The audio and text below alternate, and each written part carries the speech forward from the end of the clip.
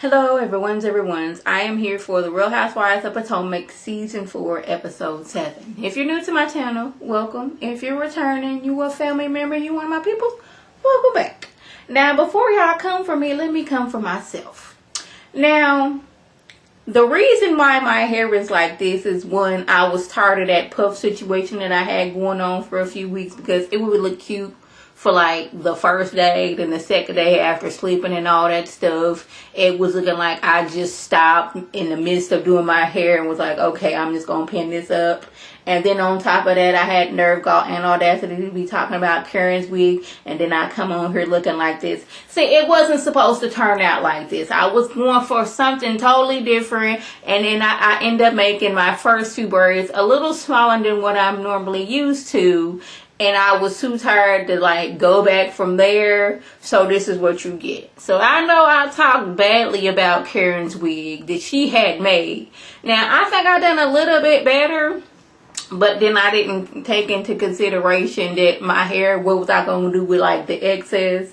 I couldn't just leave it down because that would have looked silly. It's hot here in Houston. So I got it in like a little bun type of situation. So before y'all come for me about talking about Karen and then I come on the scene looking like this, because it seemed like my twist right here was like all one big twist because my hair wants to be extra, and I was trying not to add hair from somewhere else into a twist. So I apologize in advance, you guys. So back to the regularly scheduled program.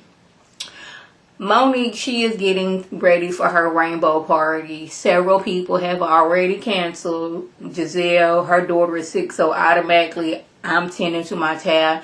I'm making her soup. I'm making sure she got some ginger ale. Making sure my baby's fine. Robin, she can't make it because her son has a football game, so that's going to be out. Several other people have already decided I'm not going to be able to make it as well. But she's like, dang, I didn't pay for all this food and all these people not showing up. But you know, certain people are going to be taking to-go plates home. 2 or 3, let me take this one home for my husband. He wasn't able to make it. I could have this for lunch tomorrow. But like, that's how my people be doing. We like got too much food. Please take this food. Go take it to whoever you need to, so all this food won't be in my house. That's why I don't like having parties at my house, because like once all that food is left over, you responsible for cleaning up the kitchen. You responsible for like putting all this food away. What am I gonna do with all this food? When you at a party, more people is like, okay, take that food home. All right, good. I ain't got to fix dinner tomorrow. Okay, cool. Yeah, serve like that. But you know, she's stressed out. She pregnant. She just got back home from vacation. Her mother-in-law's there. She ain't seen the mother-in-law in like 2 years because, you know, the mama said some things at the side of her neck. Thought it was funny. And Monique and Chris didn't think it was funny. So this is her first time seeing their house while they here in Potomac. Ashley over talking about she's all about positivity. You know, she apologized to Candace and she and Candace are in such a better place. You know, it's just all about positivity now and not all that negative juju that Candace had going on. I'm like, girl, you are a hop, skip, and a jump away from being the negativity. Now you over talking about you all positive. You was that bad juju a hop, skip, and a jump ago. Really, Ashley? Ashley swears that she is in such a better place, that she is no longer that person. She is all woosah. I am all calm, but I am not buying it. You want to fake the fun for other folks, but I can see Ashley for who she is. Like, you just mad that, you know, somebody's giving you what you used to give. That's all I'm saying. Even though Candace, you know, you doing a little too much with it. It's like, girl, just calm down. Like, whether the girl's drinking at this point, that's her life. If there is not a baby in her belly right now, then I don't care what she's doing. I would rather her not be out here doing drugs. But if that's what she's doing, that's her life. It's like, I'm the type of person, I would not want you to be out here doing all kind of reckless things, but that's your life. You want to live it. It's not until you are affecting other people is when I have an issue. Like, if you're going to be out here drinking, don't be out here driving. I don't want you out here doing drugs neither, because that's reckless as well. Y'all get what I'm saying? Like, that's her. If she want to be out here drinking, let her drink. Just don't come and tell me that you stopping this, but every time I see you out here having a drink in your hand. Chris's mama apologized for her past behaviors. You know, she wants to be all about love and positivity. And I guess she's seen that I can't be out here making all these disrespectful comments about Monique and my son making all these disrespectful comments about Monique, and my son was just gonna sit back and take it. Like, it's gonna be one of those where, all right, mom, if you can't respect my wife, then you don't need to be coming over to my house. So she got a little taste of that. So she's like, I wasn't really liking that. And come to find out, she just thought that, well, since I'm his mama, I can say any and everything. Like, no, ma'am, I don't care if you are his mama. You're not gonna be disrespecting me, and you're definitely not gonna disrespect me in my own house. She was under the understanding that I'm the mama, so I can disrespect. Who told you that you can be out here disrespecting folks? No. And it was Monique was telling him, have you talked to your mom? Because he would talk to his mama like once a month. My mama calls me so many times a day, and then she calls her mama so many times a day. Well, she's not doing that right now because she's visiting her mama right now. Like, we talk several times a day. I talk to my mother-in-law several times a day. She literally is like less than a 5-minute drive from where I live at right now, which is wonderful. I have the best mother-in-law that there ever was. Like, I have no complaints about her whatsoever. It's just sad that other people do not have that. But Monique, even though Chris's mama was saying things outside her neck, being disrespectful, she still wanted Chris like, have you talked to your mama? Check up on your mama. How's your mama doing? She wants her kids to, have a relationship with their grandma and grandpa. She had it with her grandma and grandpa. She had it with her great-grandma and grandpa. Like, I have a relationship with my grandparents. Well, my grandma and my papa passed away, but I've had relationship. I had like several grandparents, mainly because my papa and what he was doing like before I was born. But that's another story for another time. She just want her kids, have their grandma and grandpa in their life. That's all she wants.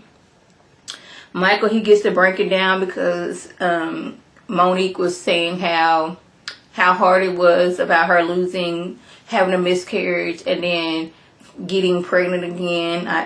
That's why we're having a rainbow, party, and Ashley saying what she's gone through. Michael, he's up there tearing up because he's, remembering it like it was a baby, and now the baby's no longer here, and what the emotional toll that it's done to both of them, and now they're trying to get pregnant again. So that was like a sweet little moment.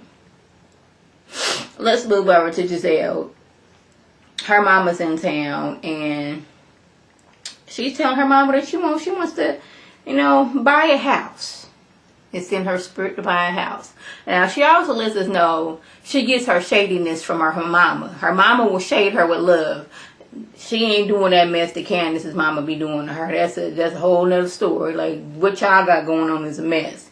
But my mama will shade me on the low. But that's all love. But she's saying she's found a property, but it is a fixer-upper. And she says that, Robin's, fixing up a house, so how hard it can be.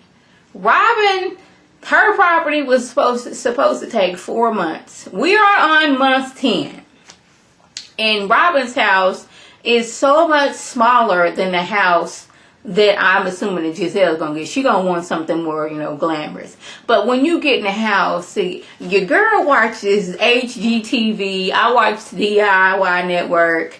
Your girls own it. Property Brothers, yes, that is me. House Hunters, renovation, me. The Lakewood renovation, me. I'm all that. I'm all about the renovation shows. But the thing is, you don't know what the house is like until you get into the house and you get down clearing walls down and like, oh snap. This plumbing hasn't been fixed since then. It's major work that needs to be done. They've been wrapping it up with tape and just going about their business. You may need new electrical. The foundation may be cracked. All these things are going on. House looks beautiful. But once you get into those walls and you're trying to open up situations, open up rooms to make it bigger, that's when you get to the nitty gritty of what's actually wrong with the house. Now, I think that Giselle has a little bit more money to focus on these things. But at the same time, Giselle, like myself, not proud of it, but like, we want things done right now. I want you to give it to me right now. I don't want you to wait 5 minutes like, okay, no, I want this right now. I'm a very impatient person. Not proud of it, but like, she's like, okay, I want to get the house and I want to move in. I want everything done. But she also wants some renovation done too. But like I said, it's not until you get into this house, everything's all messed up. And in Robert's situation, there's like maybe a whole nother month that, until this property is done. Now that is another month's mortgage that you have to pay on a place. And each month that you have that place and it has not sold, that is another mortgage payment. So they are at right now, like, maybe can make a profit of $50,000. And that's good, because, you know, some of these shows, like, you know, we done sold the house and we made like $20,000 in profit. Oh yeah, I also like Texas flip and move. Buy a rundown house, take it to your land, fix it up, and then sell it to somebody. But, you know, they be putting a little bit of money in there, and they are experienced. Robin and Juan are not experienced. Like, I don't know what happened. Maybe it is, you know, the coins was looking a little funny. Therefore, we had to, you know, cut back on a while. And we had to get a new toilet. We need to get new sinks. We need to get drywall. We need to have somebody to come in here and do that. And all that is adding up. And that is making their, you know, okay, we want to make a profit of $70,000. Okay, we need to get this. Something else happened. Now they're down to, okay, we can maybe make $50,000 about here. Just saying. So Candace is telling Giselle that Monique was talking about Katie and how much she's changed. She went from, you know, prim and proper to, you know, Amistad, let us free. Now, I do not remember, or do I care, what brought on this conversation, but I vaguely remember her saying, you know, she's kind of acting like, oh, Amistad, she's so free-spirited, she's this, that, and the third. But I don't know how, you know, Katie going from prim and proper to, you know, she's, you know, Amistad, give us free. I don't know if it was the hair wrap she had going on or what, but like Giselle said, like, you was, you know, scarfed up. You was wrapped up, scarfed up. Monique was braided up. I was wigged up. So where did the slave, you know, how did that come in the conversation? Like I said, I don't care and or remember how that conversation coming about. But Candace, you sat there. Now, I don't know if you don't remember laughing when she made that comment, but you know they love to roll that beautiful bean footage, and you was laughing when she made that comment. I didn't see anything silly, but anything funny about it. But like, where you get this slave comment from? Like, how was she acting like a slave? Granted, Katie changed a whole lot. You know, Katie was very, so, you know, she just laid back Katie down. Now, I don't know what she got going on, but I don't know where we get this whole slave situation at. Now, lastly, Karen and Ashley, they go to a salt cave. Now, I don't know what a salt cave is, but apparently, you know, it's some Himalayan salt. It's all earthy and all that stuff. You go in there and stress relief. You know, with some woman in there, she said she was an intuitive as well as a medium. Y'all drop it below, because I know I guess I can look it up myself. But it's hard looking up certain words because it gives you like several different definitions of what the words are. But, you know, I guess, you know, she can, you know, contact the dead. Not Rob, what's her name? Karen was like, okay, if you say so. But it wasn't until like, your dad's here, and I was kind of holding him back. He's saying how he's proud of you. All this was going on. Ashley, she's going through because she's trying to get pregnant. She recently had a miscarriage. Like, when she was 19, she had got pregnant, and she was thinking about getting an abortion, but ended up having a miscarriage. So, am I able to carry a baby? Because it was around the same time that she had a miscarriage before. She's going through things. And it was a very, like, emotional scene. But my mind was thinking of, like, who else was, you know, up under those blankets before y'all was there?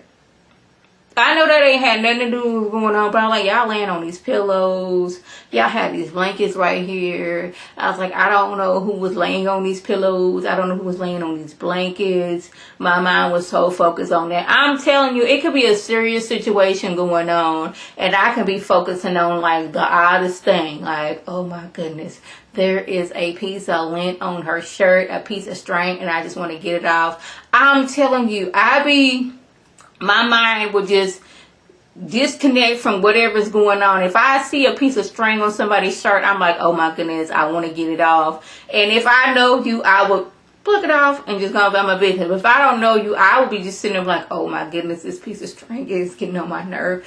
Don't let somebody's wig be flipped up just a little bit out of place. I'm just sitting there like, oh my goodness, will somebody please fix this piece of string? I'm like that. I'm weird like that. Like, my mind to be focused on, like, the most weird. Like, I didn't forget everything that was going on. I knew what was going on, but my mind was focused on who was up under those blankets before. Who was laying on these pillows. I need to know these things. Because it was just bothering me. So, that was basically the gist. If I left anything out, by all means, leave a comment below. If you're new to my channel, welcome. Feel free to subscribe. It is free all day, every day. Free 99. You know, make sure your notifications are on. So next time my beautiful face puts up a video, you'll know. If you're returning, you a family member, and you one of my peoples, welcome back. Tell your people to tell their people to come over here and be one of my peoples. This is Lady T signing off. Have a good one.